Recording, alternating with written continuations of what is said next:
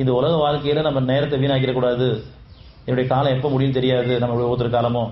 அப்ப இறைவனுடைய கருணையை கொண்டு நம்ம பல காலங்கள் தீமையில் நுழைஞ்சாலும் அதை மன்னிச்சு இன்னைக்கு நம்ம வாழ வச்சுட்டு இருக்கான். தெளிவுபடுத்துறதுக்காக நம்ம கூடவே சில பேர் வச்சிருப்பான், அல்லது குணங்களை செலவு பண்ணுறதுக்காக சில பேர் வச்சிருப்பான். நம்ம உதவியாளர்கள், நம்முடைய குடும்பத்தில் இருக்கக்கூடிய பிள்ளைங்க, பெற்றவங்க எல்லாருமே வந்து அப்பப்போ சில தடுமாற்றம் இருப்பாங்க. நம்ம அதை பொறுத்து வச்சு மன்னிக்கிறதுக்காக வச்சிருக்கான். யாரையுமே மன்னிக்க முடியாது, மன்னிக்கவே மாட்டேன்னு சொல்லிட்டு நம்ம வந்து ஆணவத்திலையும் பெருமையில் இருக்கிறோம். மன்னிக்கையில குணம் இருக்கு, புண்ணியம் இருக்கு. அப்படி எல்லாரையும் மன்னிச்சுட்டா மனசுல அவங்கள பத்தி கோபம் இருக்கக்கூடாது. எப்ப நான் கோபம் இருக்கோ நான் மன்னிக்கல, மறக்கடிக்கப்பட்டிருக்கேன். நினைச்சா கோபம் வருது, என்னுடைய கருணை கூட மறக்கடிக்கப்பட்டிருக்கேன்.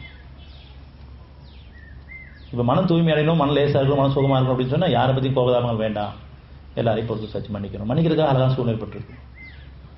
அவங்க இறக்கப்படணும், அவங்களுக்கு தான் இறைவனை பொறுப்பு எடுத்து நான் மாற்ற முடியாது. இன்னொரு ஆங்கில நம்ம என்ன பண்றோம்னு சொன்னா, நமக்கு பிடிச்சவங்களா வந்து அப்படியே முன்னுக்கு வரணும், நம்ம ஏதோ முயற்சி பண்ணி பார்க்கறோம். அவங்க இறைவனுக்கு பிடிச்சவங்களா இருக்காங்களா, பணிவோடு இருக்காங்களா, அவன் கொண்டு வருவான் அவங்கள.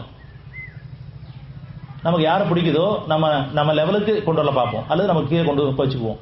நமக்கு மேல போனா அதுவும் பிடிக்காது. நமக்கு எந்த வகையிலையும் நமக்கு கொஞ்சம் உதவியா இருக்காங்க, கொஞ்சம் நம்ம சொல்லலாம் சரி சரின்னு சொன்னா கூட அவங்களுமே நமக்கு மேல போன பிடிக்காது. நம்ம லெவலுக்கு நம்ம கீழே இருக்கணும், நம்ம கீழே தான் வச்சுக்க விரும்புவோம். அவங்கள்ட்ட நம்ம இருக்கிற குணங்கள் அவங்கள்ட்ட இருக்குது, அவங்களும் அதிகமாக தான். ஏன்னா என்ன தோசை இருக்கு, அவங்களும் அந்த மாதிரி சொன்னா பிடிக்காது. ஆனா நம்மளை சேர்த்துக்கிற காரணம் ஒருத்தர் தவறும்போது முதல்ல குறைந்த இறைவனை தேடுங்க, கொஞ்சம் எடுத்து சொல்லுங்க. ஒருத்தர் பக்குவமா சொல்லுங்க, சொல்லும் போது பொறுமையா சொல்லுங்க, கோபமா சொல்லாது.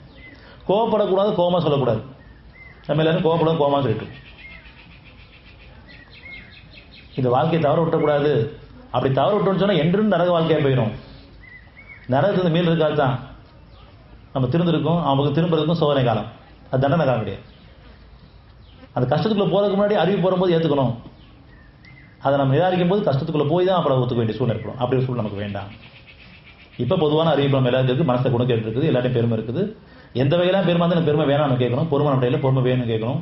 இப்ப தவறு எங்கெல்லாம் தவறு பண்ணிட்டு இருக்குங்கிறது உணர்ந்து ஒத்துக்கிட்டு மன்னிப்பு கேட்டோம்னு சொன்னா கஷ்டகாலம் இல்லாமலே நம்ம மேன்மையை போயிடலாம். இதெல்லாம் நிராகரிச்சுட்டு இதெல்லாம் சொல்றதுல வாழ்க்கை ஒத்துறாம போயிட்டோம்னு சொன்னா அந்த சூழல் உருவாகும். அப்ப நம்ம தீமைக்குள்ள போவோம், அந்த தீமைக்கான தண்டனை நமக்கு இருக்குது.